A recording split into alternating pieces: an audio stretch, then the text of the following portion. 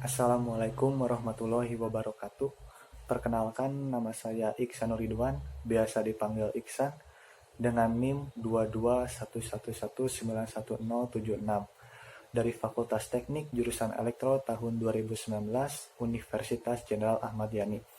Di sini saya akan melaksanakan tugas dari Fisika 2, yaitu bab 4 tentang kemagnetan. Mari kita mulai.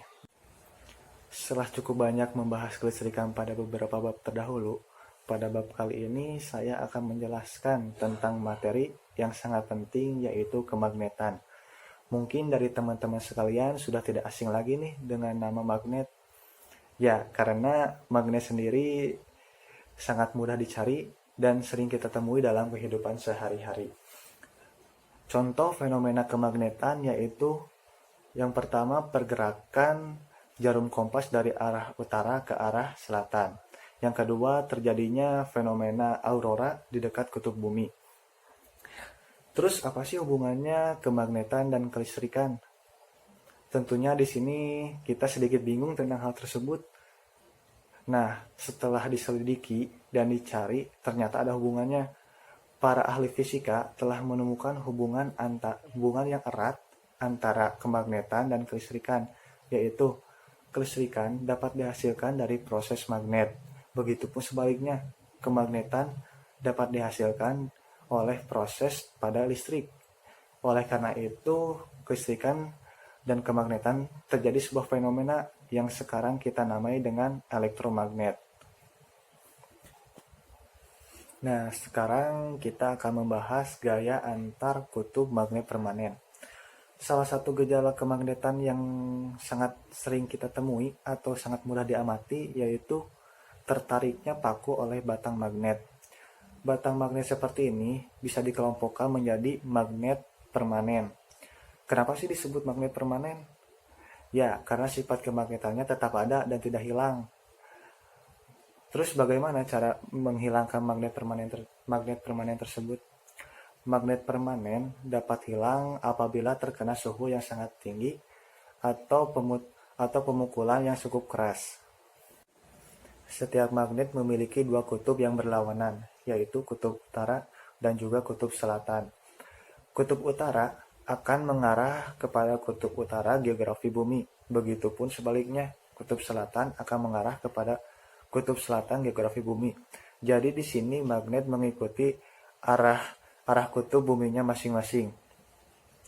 Ternyata kutub magnet ini memiliki sifat-sifat gaya. Yang pertama, kutub sejenis melakukan gaya tolak-menolak, dan yang kedua, kutub tidak sejenis melakukan gaya tarik-menarik. Secara matematika, besar gaya antar kutub magnet dapat ditulis F sama dengan K M1 kali M2 per R kuadrat, di mana F sama dengan gaya antar kutub, M1 sama dengan kekuatan kutub pertama, M2 sama dengan kekuatan kutub kedua, R sama dengan jarak antar kutub, K adalah konstanta yang besarnya 10⁻⁷ Weber per ampere. Di sini saya akan menjelaskan perbedaan antara sudut deklinasi dengan sudut inklinasi. Sudut deklinasi yaitu sudut yang dibentuk oleh kutub utara jarum kompas dengan arah utara magnet.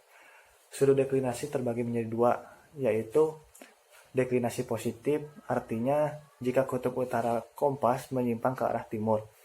Yang kedua, deklinasi negatif, jika kutub utara kompas menyimpang ke arah barat. Jika sudut deklinasi semakin dekat dengan kutub bumi, maka deklinasi semakin besar. Yang kedua, sudut inklinasi. Sudut inklinasi adalah sudut yang dibentuk antara ujung jarum kompas dengan arah horizontal permukaan bumi. Sudut inklinasi terbagi menjadi dua juga. Yang pertama, inklinasi positif, yaitu jika kutub utara jarum kompas berada di atas garis mendatar.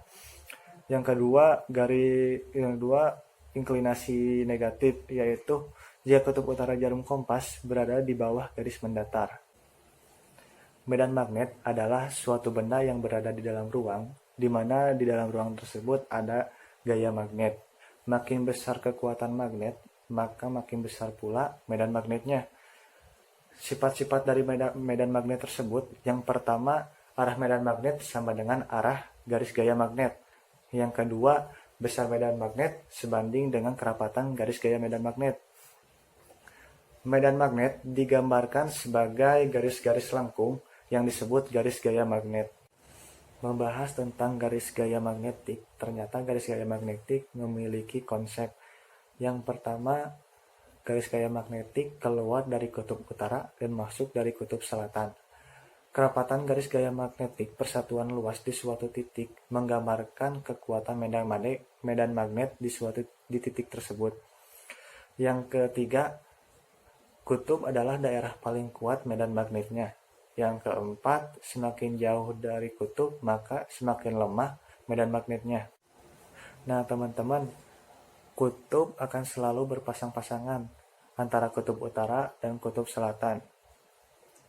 Terus bagaimana jika salah satunya terpisah?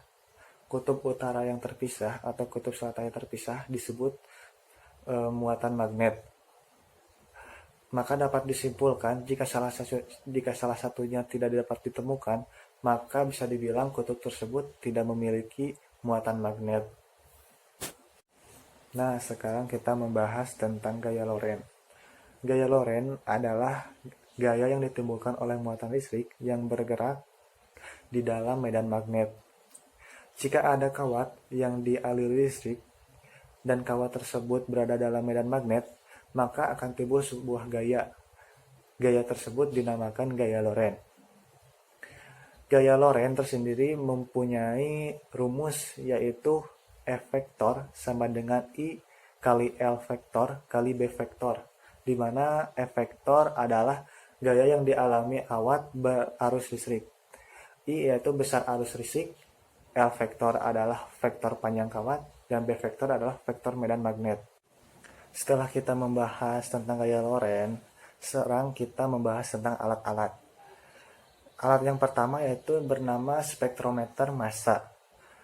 Spektrometer massa adalah alat yang dapat mengukur massa atom dengan teliti.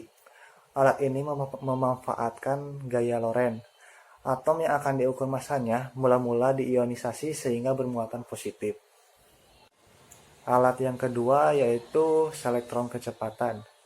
Selektron kecepatan memanfaatkan gaya listrik dan gaya magnet. Medan listrik dan medan magnet digabungkan dalam satu ruangan. Setelah itu ditembakkan menggunakan partikel bermuatan. Sehingga besar medan listrik dan medan magnet persis sama besar dan berlawanan arah. Dalam keadaan begini, medan listrik dan medan magnet tidak mengalami pembelokan. Alat yang ketiga yaitu massa isotop. Alat ini mampu mengukur massa atom hingga perbedaan satu proton dan satu neutron. Isotop adalah atom yang dalam intinya memiliki jumlah proton yang sama tetapi jumlah neutronnya berbeda. Jika dicek lewat spektrometer massa, maka isotop yang berbeda akan memiliki jari-jari lintasan yang berbeda pula. Alat yang keempat yaitu siklotron. Adalah alat yang mempercepat partikel bermuatan dalam lintasan lingkaran. Alat ini mempercepat muatan menggunakan medan listrik bolak-balik. Medan magnet juga dipasang untuk membelokkan arah gerak muatan sehingga dapat dipercepat kembali oleh medan listrik dalam arah sebaliknya. Setelah kita membahas alat-alat, sekarang kita membahas tentang peristiwa. Peristiwa yang pertama yaitu efek Hall. Efek Hall adalah peristiwa terbentuknya beda potensial antara dua sisi material yang dialiri listrik ketika material tersebut ditempatkan pada medan listrik yang arahnya tegak lurus. Akibat adanya medan magnet, maka muatan positif dan negatif mengalami pembelokan dalam arah berlawanan. Yang ketiga yaitu Bremsstrahlung, yaitu peristiwa atau teori elektrodinamika klasik yang menyimpulkan bahwa partikel yang bermuatan listrik yang memiliki percepatan dan perlambatan akan memancarkan gelombang elektromagnetik. Peristiwa yang terakhir yaitu aurora. Bumi memiliki medan magnet dengan arah keluar dari kutub selatan dan arah masuk dari kutub utara. Jika ada partikel dari luar angkasa masuk ke dalam bumi, maka partikel tersebut akan berada dalam lintasan spiral. Selama dalam lintasan spiral tersebut, maka partikel memiliki percepatan sehingga memancarkan gelombang elektromagnetik. Saat mendekati kutub magnet bumi, konsentrasi partikel sangat besar sehingga intensitas gelombang elektromagnetik yang dipancarkan sangat tinggi dan dapat diamati dengan mata, sehingga fenomena ini disebut dengan aurora. Sekian video dari saya. Semoga apa yang saya sampaikan, materi yang saya berikan bermanfaat bagi kita semua. Dan mohon maaf apabila ada kata yang kurang jelas dan kurang dimengerti. Sekian dan saya akhiri. Wassalamualaikum warahmatullahi wabarakatuh.